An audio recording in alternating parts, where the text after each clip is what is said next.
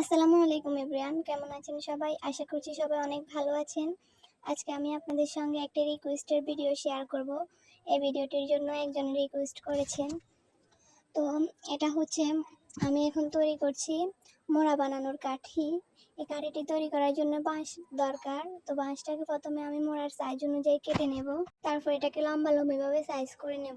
এরকম ভিডিও পেতে আমার চ্যানেলটিকে সাবস্ক্রাইব করে রাখুন, পাশে থাকা বেল বাটনটি ক্লিক করে রাখুন।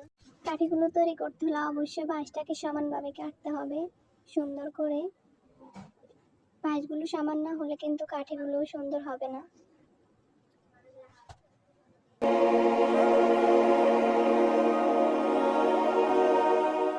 তারপর কাঠিগুলোকে সমান করার জন্য এভাবে বটির সাহায্যে কেটে নেব। এগুলো কাটার পর ভালো করে শুকাতে হবে, তারপর এগুলো মোড়া বানানোর জন্য প্রস্তুত হবে।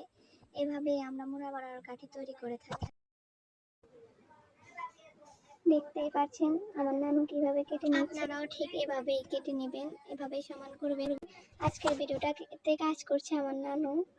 তো কেমন হয়েছে আজকের ভিডিও অবশ্যই কমেন্টে জানাতে ভুলবেন না। ভিডিওটি ভালো লাগলে একটি লাইক করে দেবেন এবং নেক্সটে কীরকম ভিডিও দেখতে চান অবশ্যই কমেন্টে বলবেন। আজকের জন্য এই পর্যন্তই। আল্লাহ হাফেজ।